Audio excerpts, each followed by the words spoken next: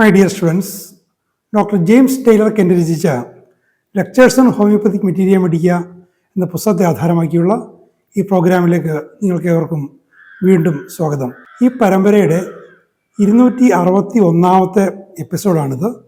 ഈ എപ്പിസോഡിൽ നമ്മൾ അബ്രോട്ടാനം എന്ന അധ്യായമാണ് നമ്മൾ പരിഗണിക്കുന്നത്. വളരെ ചെറിയൊരു അധ്യായമാണ്. ഈ പുസ്തകത്തിൻ്റെ കഷ്ടി ഒരു പേജേ ഉള്ളൂ. പക്ഷേ വളരെ കൗതുകകരവും ശ്രദ്ധേയവും ഉപകാരപ്രദവുമായ ലക്ഷണങ്ങളാൽ സമ്പന്നമാണ് ഈ ഒരു ഔഷധം. വയറിളക്കത്തെ പെട്ടെന്ന് അമർച്ച ചെയ്യുന്നതുകൊണ്ട് ഉണ്ടായ പലതരം പ്രശ്നങ്ങൾ, വാദത്തിന് എക്സ്റ്റേണൽ ആപ്ലിക്കേഷൻസ് നടത്തി അതിനെ ശമിപ്പിക്കുന്നതുകൊണ്ടുണ്ടാകുന്ന ഹൃദയ സംബന്ധമായ പ്രശ്നങ്ങൾ, കുട്ടികളുണ്ടാകുന്ന ഗ്രഹണി പോലുള്ള പ്രശ്നങ്ങൾ, അതുപോലെ നിരവധി ഔഷധങ്ങളുമായിട്ടുള്ള കമ്പാരിസൺ. ചില ഔഷധങ്ങൾ കൃത്യമായിട്ട് നമുക്ക് ഇൻഡിക്കേറ്റ് ചെയ്യപ്പെട്ടു എന്ന് തോന്നിയ ഔഷധങ്ങൾ കൊടുക്കുമ്പോൾ അത് പരാജയപ്പെടുന്ന സാഹചര്യങ്ങളിൽ അബ്രോട്ടാനം എങ്ങനെ ഉപകരിക്കുന്നു എന്നതിനെക്കുറിച്ച് അങ്ങനെയുള്ള നിരവധി വിവരങ്ങൾ ഈ ചെറിയൊരു അധ്യായത്തിലുണ്ട്. അത് നമുക്ക് പരിശോധിക്കാം. This very valuable remedy should be more frequently used. അപ്പോൾ ഇന്നത്തെ കാലത്ത് എനിക്ക് അറിഞ്ഞുകൂടാ, കെൻറ്റിൻ്റെ കാലത്ത് ഇത് ശരിയായ വിധം ഇത് ഉപയോഗിച്ചിട്ടില്ല. ഈ ഔഷധത്തെ ഏതൊക്കെ സന്ദർഭങ്ങളിൽ ഇത് ഉപയോഗിക്കേണ്ടിയിരുന്നോ അവിടെ ഉപയോഗിച്ചിട്ടില്ല. അതുകൊണ്ടാണ് കൂടുതൽ ഫ്രീക്വൻ്റായിട്ട് കൂടുതൽ തവണ ഈ ഔഷധം ഉപയോഗിക്കേണ്ടതുണ്ട്. അതിന് തക്ക വിലപ്പെട്ടൊരു ഔഷധമാണിത്. പ്രാധാന്യമുള്ളതല്ല എന്ന് കരുതി മാറ്റിവെക്കരുത്. ഞാനിത് അബ്രോട്ടാനം ശ്രദ്ധിക്കുന്നത് കെൻറ്റിന് തന്നെ റിപ്പർട്ടറിയുമായിട്ട് പരിചയപ്പെടാൻ നടത്തിയ ശ്രമത്തിൽ അതിൽ റൂബ്രിക്സും സബ് റൂബ്രിക്സും അതിലെ പ്രൊമിനൻ്റ് റെമഡീസും ഒക്കെ ഇങ്ങനെ ശ്രദ്ധിച്ച് ചില കേസസ് ഇങ്ങനെ റിപ്പർട്ടറൈസ് ചെയ്തൊക്കെ നോക്കിക്കഴിഞ്ഞപ്പോൾ ഈ അബ്രോട്ടാനം എന്ന് പറയുന്ന ഔഷധം വളരെ ഫ്രീക്വൻ്റായിട്ട് വരുന്നുണ്ട്. അതിനർത്ഥം അതിന് വ്യാപകമായ ഉപയോഗമുണ്ട്, നന്നായിട്ട് പ്രൂവ് ചെയ്യപ്പെട്ടിട്ടുണ്ട് എന്നതുകൂടിയാണ്. അത് പറഞ്ഞുകൊണ്ടാണ് കെൻ്റ് അധ്യായം തുടങ്ങുന്നത് തന്നെ. It is indicated in such conditions as are cured by Bryonia and Rhus tox, but it symptoms mark out its own individual cases. അപ്പോൾ ബ്രയോണിയും റസ്റ്റോക്സും കൊണ്ട് ക്യൂർ ചെയ്യപ്പെട്ട കേസുകളിൽ അബ്രോട്ടാനം ഇൻഡിക്കേറ്റ് ചെയ്യപ്പെടും. പക്ഷേ ഒന്നൊന്നിന് പകരമല്ല. അബ്രോട്ടാനം വേണ്ടുന്ന സാഹചര്യങ്ങളിൽ ബ്രയോണിയോ റോസ്റ്റോക്സോ കൊണ്ട് അതിനെ മാനേജ് ചെയ്യാൻ ശ്രമിച്ചാൽ അതുകൊണ്ട് പരാജയം ഉണ്ടാകാൻ മാത്രമല്ല, ഇപ്പോൾ വാദസംബന്ധമായ പ്രശ്നങ്ങൾ ഒക്കെയാണെങ്കിൽ അതിനൊരു പാർഷ്യലായിട്ടെങ്കിലും ഒരു സപ്രഷൻ സംഭവിച്ചിട്ട് കാർഡിയാക് പ്രശ്നങ്ങളിലേക്ക് പോയെന്നും ഇരിക്കാം. അതാണ് പിന്നീട് വരുന്ന കാര്യങ്ങൾ. ഇത് ആദ്യം വായിച്ചപ്പോൾ എൻ്റെ ശ്രദ്ധയിലേക്ക് വന്നൊരു കാര്യം എന്ന് വെച്ചാൽ ബ്രയോണിയും റസ്റ്റോക്സും വളരെ വ്യത്യസ്തമായ മൊഡാലിറ്റീസുള്ള രണ്ട് ഔഷധങ്ങളാണ്. ഇത് രണ്ടുമായിട്ടും അബ്രോട്ടാനത്തിന് സാദൃശ്യം വരുമ്പോൾ അബ്രോട്ടാനത്തിൻ്റെ ഒരു വ്യാപ്തിയിലേക്കുള്ളൊരു സൂചനയായിട്ടാണ് ഞാനതിനെ കണ്ടത്. അത് നിങ്ങൾക്കൊക്കെ പ്രാക്ടീസിലൂടെ അതിനെ കൂടുതൽ വിലയിരുത്തുകയും കൂടുതൽ ഗ്രഹിക്കുകയും ചെയ്യാം.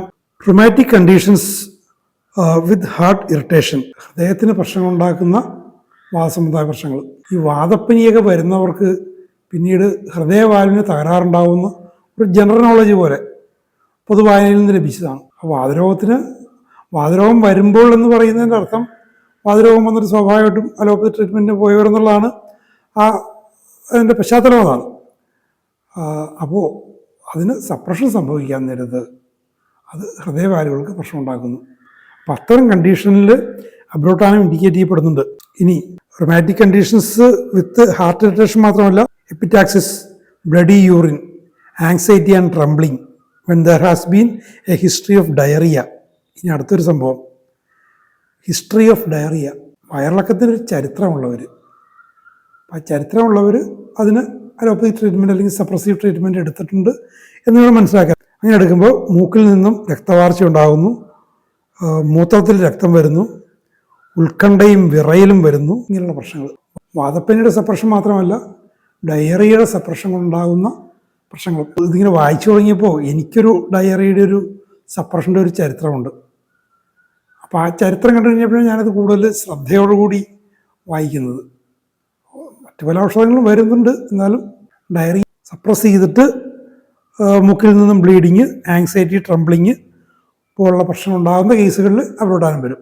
എൻ്റെത് അത്ര ഒരു കേസല്ല, അത് കോൺസ്റ്റിപ്പേഷനിലേക്ക് പോവുകയും ചെയ്തത്. A suddenly checked diarrhoea will be followed by the above symptoms in a case requiring Abrotanum. Suddenly checked പെട്ടെന്ന് ചെക്ക് ചെയ്യാന്ന് വെച്ചാൽ അത്തരത്തിലുള്ള രൂക്ഷമായ ഔഷധങ്ങൾ കൊടുത്തിട്ടാണെന്നുള്ളത് വ്യക്തമാണ്.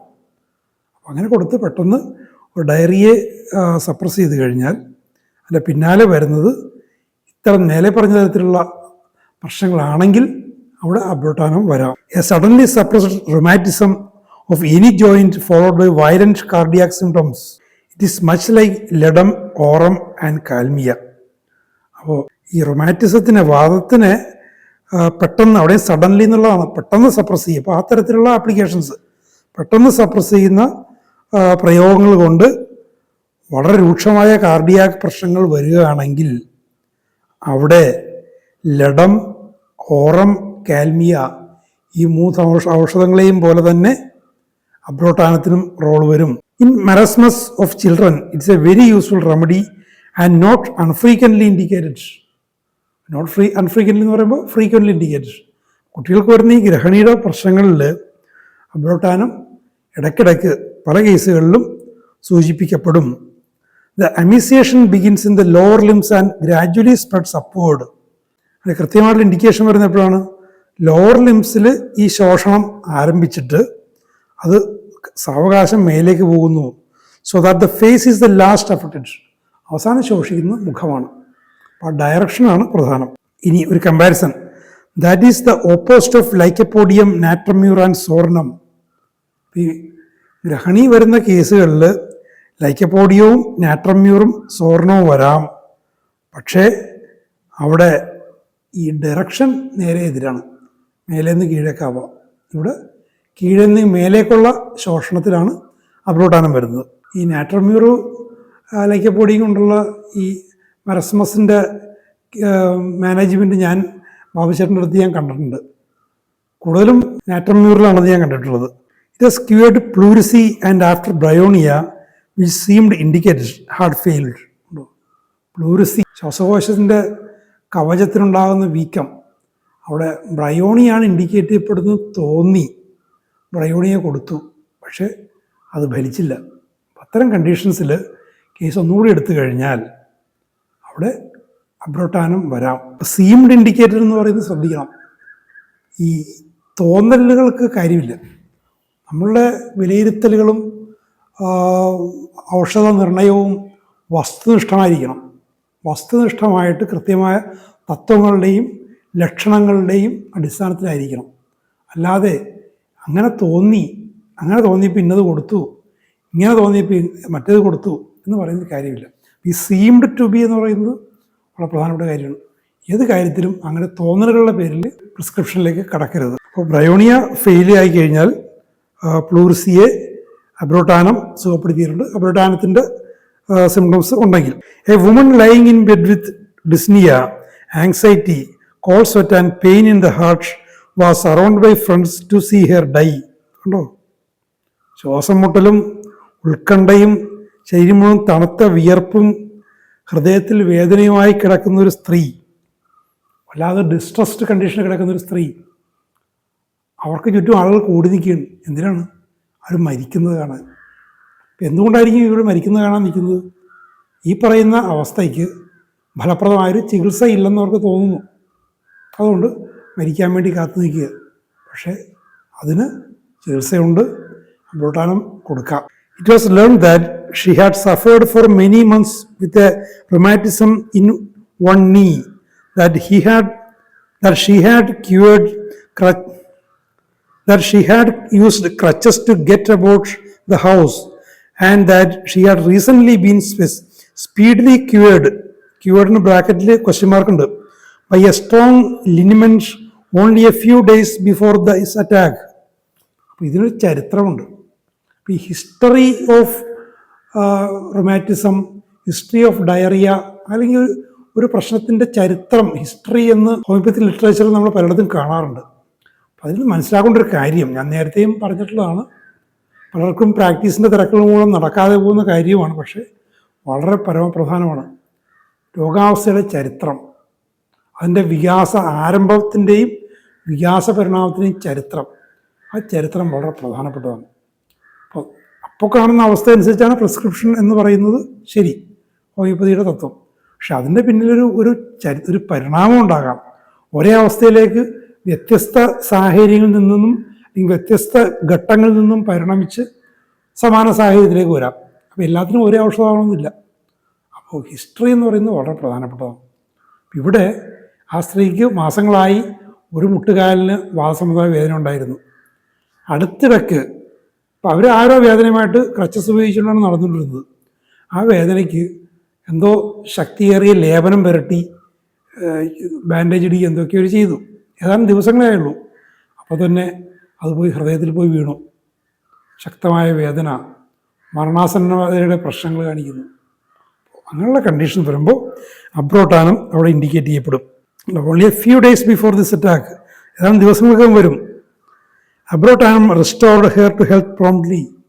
വളരെ വേഗം അബ്രോട്ടാനം ആ സ്ത്രീയെ ആരോഗ്യാവസ്ഥയിലേക്ക് മടക്കിക്കൊണ്ടുവന്നു. ഒരു ജീവൻ രക്ഷാ ഔഷധമാണ്. നമ്മുടെ ജീവൻ രക്ഷാ ഔഷധങ്ങൾ മറ്റ് ചികിത്സാ സംവിധാനങ്ങൾ ജീവൻ രക്ഷാ ഔഷധങ്ങളെപ്പോലെ വളരെ വിലപ്പെട്ടതൊന്നുമല്ല. ചിലതൊക്കെ വിദേശങ്ങളിൽ നിന്ന് ഫ്ലൈറ്റിന് കൊണ്ടുവന്നതൊക്കെ കേൾക്കാറില്ലേ, കോടി രൂപ വിലയൊക്കെയുള്ള 2-3 കോടി രൂപ വരെയുള്ള ജീവൻ രക്ഷാ ഔഷധങ്ങൾ. നമ്മുടെ ജീവൻ രക്ഷാ ഔഷധങ്ങൾക്ക് സാധാരണ ഔഷധങ്ങളുടെ വില മാത്രമേ ഉള്ളൂ.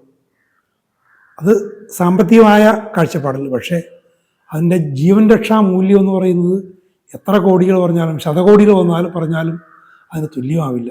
അത്രയ്ക്ക് വിലപ്പെട്ടതാണ് ഈ ഔഷധങ്ങൾ. It has caused and cured burning ulcerative pains in the stomach with suspicious vomiting. സംശയാസ്പദമായ വൊമിറ്റിങ്, എന്തോ കുഴപ്പമുണ്ട് എന്ന് തോന്നിക്കുന്ന തരത്തിലുള്ള ഛർദി. ആ ഛർദിയുള്ള വയറ്റിലെ പൊള്ളലുണ്ടാക്കുന്ന ഏതോ വ്രണത്തിൽ നിന്നും ഉദരത്തിലെ വ്രണങ്ങളിൽ നിന്നും വരുന്നതാണെന്ന് തോന്നുന്ന പൊള്ളുന്ന പോലുള്ള വേദന. ആ അവസ്ഥകൾ ഇതിൻ്റെ പ്രൂവിങ്ങിൻ്റെ സമയത്ത് അബ്രോട്ടാനം ഉണ്ടാക്കിയിട്ടുമുണ്ട്. അത്തരം കണ്ടീഷനിൽ അത് സുഖപ്പെടുത്തിയിട്ടുണ്ട്. Metastasis is a marked feature in Abrotanum. രോഗാവസ്ഥകളുടെ സ്ഥാനമാറ്റം ഒരിടത്ത് കാണുന്നു, പിന്നെ മറ്റിടത്തേക്ക് വരുന്നു. അത് അബ്രോട്ടാനത്തിൻ്റെ ഒരു ശ്രദ്ധേയമായൊരു സൂചനയാണ്. അപ്പോൾ അത് മെറ്റാസ്റ്റാസിസ് എന്നുള്ളത് അത് ശരിക്കും മനസ്സിലാക്കണം. അത് രോഗത്തിൻ്റെ പേര് ഒന്നും പറയുന്നില്ല, എന്നുമാകാം. അബ്രോട്ടാനത്തോട് യോജിക്കുകയാണെങ്കിൽ ആ രോഗാവസ്ഥയുടെ പേര് എത്ര മാരകമായാലും ശരി, അവിടെ നമുക്ക് ധൈര്യപൂർവ്വം കൊടുക്കുന്നതിനെക്കുറിച്ച് ചിന്തിക്കാവുന്നതാണ്. കൃത്യമായിട്ട് ഇൻഡിക്കേറ്റ് ചെയ്യണമെങ്കിൽ ധൈര്യമായിട്ട് കൊടുക്കാം. അത് ഹീലിങ്ങിലേക്ക് എത്തുകയും ചെയ്യും. The changing of one so called disease into another always calls attention to Abrotanum. അപ്പോൾ ഒരു രോഗാവസ്ഥ മറ്റു രോഗാവസ്ഥയായിട്ട് മാറുന്ന സാഹചര്യങ്ങൾ എന്തായിരുന്നാലും ശരി, അവിടെ അബ്രോട്ടാനത്തിന് ഒരു പങ്കുണ്ട് എന്നുള്ളത് ഏതാണ്ട് തീർച്ചയായിട്ടുള്ള കാര്യമാണ്. ഓൾവേസ് കോൾസ് എന്ന് പറയുന്നത് എല്ലായ്പ്പോഴും അതിന് അബ്രോട്ടാനത്തിന് അവിടെ ഒരു പങ്കുണ്ടാകാം. ഇൻഫ്ലമേഷൻ ഓഫ് ദ പാരോട്ടിഡ് ബ്രാക്കറ്റിൽ mumps changing to testes or mamma is generally cured by Carbo veg or Pulsatilla, but Abrotanum has cured when these remedies have failed. അപ്പോൾ ഈ തൊണ്ടവീക്കം, പാരോട്ടിഡ് ഗ്രന്ഥിയിലുണ്ടാകുന്ന വീക്കം, ഇപ്പം അത് കാണാറില്ല. മുൻപ് ഞാനൊക്കെ സ്കൂളിൽ പഠിക്കുന്ന സമയത്ത് സർവ്വസാധാരണമായിരുന്നത്. ഈ മംസ് വന്നിട്ട് അന്നത് പറയും, മംസിന് കൊണ്ടുപോയി ചെയ്യുന്നത് വെച്ചാൽ ഒരു ഓയിൻമെൻറ്റ് പുരട്ടും. സർക്കാർ ആശുപത്രിയിൽ പോയി കഴിഞ്ഞാൽ ഒരു ഓയിൻമെൻറ്റ് കൊടുക്കും. അത് ഈ തൂവൽ, കോഴിയുടെയൊക്കെ പ്രാവിൻ്റെയൊക്കെ തൂവൽ കൊണ്ട്, വലിയ തൂവൽ കൊണ്ടാണ് അടുത്തിനെ പുരട്ടുന്നത്. ഈ തൂവലും ഈ ഒരു കുപ്പിയിൽ മരുന്നായിട്ട് വരും. പല കുട്ടികളും പുരട്ടും. എനിക്ക് ഒരിക്കലും വന്നതായിട്ട് ഞാൻ ഓർക്കുന്നുണ്ട്. അപ്പം അന്ന് ഇതിനെക്കുറിച്ചൊരു മുന്നറിയിപ്പുണ്ടായിരുന്നത്, ഇത് സൂക്ഷിച്ചില്ലെങ്കിൽ, എങ്ങനെ സൂക്ഷിക്കണമെന്നൊന്നുമില്ല, സൂക്ഷിച്ചില്ലെങ്കിൽ ഈ ആൺകുട്ടികളിൽ വൃഷ്ണവീക്കം ഉണ്ടാകാം. അങ്ങനെ ഉണ്ടായിട്ടുമുണ്ട്, ഉണ്ടായ കേസുകളുണ്ട്. എൻ്റെ ക്ലാസ്സിൽ പഠിക്കുന്ന തരത്തിൽ ഉണ്ടായിട്ടുണ്ട്. അപ്പോൾ അങ്ങനത്തെ കേസിൽ, അത് പെൺകുട്ടികളിലാണെങ്കിൽ സ്തനത്തിലെ ഗ്രന്ഥികളിൽ അവിടെ പോയിട്ട് അവിടെ വീക്കം ഉണ്ടാകാം. അങ്ങനത്തെ കണ്ടീഷന് കാർബോ വെജ് അല്ലെങ്കിൽ പൾസാറ്റില ആണ് സാധാരണ ഇൻഡിക്കേറ്റ് ചെയ്യപ്പെടുന്നത്, കാർബോജും പൾസാറ്റിലയും. പക്ഷേ ഇവ പരാജയപ്പെട്ടാൽ, ഇതോ അല്ലെങ്കിൽ മറ്റെന്തെങ്കിലും ഔഷധമോ പരാജയപ്പെട്ടാൽ അവിടെ അബ്രോട്ടാനം അതിനെ സുഖപ്പെടുത്തും. അത് ഈ രോഗങ്ങളുടെ സ്ഥാനമാറ്റം എന്ന് പറയുന്ന ആ ഒരു അവസ്ഥയാണ് അവിടെ ഓപ്പറേറ്റീവ് പാർട്ടായിട്ട് വരുന്നത്. A suddenly check diarrhoea followed by piles and acute rheumatism with bleedings as mentioned above is further argument in favour of this idea. അപ്പോൾ വയറിളക്കം കൊണ്ട് അതിനെ പെട്ടെന്ന് സപ്രസ് ചെയ്തു. ആ കണ്ടീഷനുണ്ടാകുന്ന പൈൽസ്, അത് പൈൽസായിട്ട് മാറുന്നു. അല്ലെങ്കിൽ വളരെ അക്യൂട്ടായിട്ടുള്ള രൂക്ഷമായിട്ടുള്ള വാദത്തിൻ്റെ അവസ്ഥയായിട്ട് മാറുന്നു. ഒപ്പം രക്തവാർച്ച ഉണ്ടാകുന്നു. ഇങ്ങനെയുള്ള അവസ്ഥ വരാൻ നേരത്ത് ഈ അബ്രോട്ടാനത്തിനാണ് കൂടുതൽ പങ്കുവരുന്നത്. The Abrotanum patient is sensitive to cold air and cold damp weather. അതിൻ്റെ അബ്രോട്ടാനത്തെ നമ്മൾ സെലക്ട് ചെയ്യുമ്പോൾ ശ്രദ്ധിക്കേണ്ട കാര്യമാണ്. തണുപ്പിനോട് സെൻസിറ്റീവാണ്, തണുപ്പിനോടാണ് സംവേദനക്ഷമത. തണുപ്പുള്ളതും ഈർപ്പമുള്ളതും ഡാം വെതറിനോടും ഉണ്ട്. നമ്മളിവിടുത്തെ മഞ്ഞുകാലവും മഴക്കാലവും ആകാം. He suffers much from back ache and his symptoms are worse during night. അടുത്തത്, ഇയാൾക്ക് നടുവേദന കൊണ്ട് അയാൾ ഒരുപാട് കഷ്ടപ്പെടുന്നുണ്ട്. രാത്രിയിലാണ് ഈ പ്രശ്നം. ഈ പ്രശ്നം എന്നല്ല, ഹിസ് സിംറ്റംസ് എന്തെങ്കിലും ലക്ഷണമാണെങ്കിലും രാത്രിയിലാണ് വർദ്ധിക്കുന്നത്. തണുപ്പ്, രാത്രി, ഈർപ്പം. In boys it cures hydrocele. Hydrocele നിങ്ങൾക്കറിയാം, വൃഷ്ണവീക്കം അല്ലെങ്കിൽ ശുക്ലവാഹിയിലെ നീർക്കെട്ട്, അത് ആൺകുട്ടികളിൽ. ഈ infants it cures bleeding from the navel. ഇങ്ങനത്തെ ഒരു കേസ് ഞാൻ കണ്ടിട്ടുണ്ട്. ആവശ്യമുണ്ടോ അത് തോന്നുക. ആവശ്യമുണ്ട് അയൽവക്കത്ത് നിന്ന് വിവാഹം കഴിച്ച ഒരു പെൺകുട്ടിയാണ്. കുട്ടിയായി. ആ കുട്ടിയായിട്ട് സ്വന്തം വീട്ടിൽ വന്നപ്പോഴാണ് ഈ ഒരു പ്രശ്നമായിട്ടാണ് വന്നത്. കുറേ ചികിത്സയൊക്കെ ചെയ്തിട്ടാണ് വന്നത്. ആ കുട്ടിക്ക് കേസ് എടുത്ത് കഴിഞ്ഞപ്പോഴേക്കും കൃത്യമായിട്ട് ഇതായിരുന്നു സംഭവം.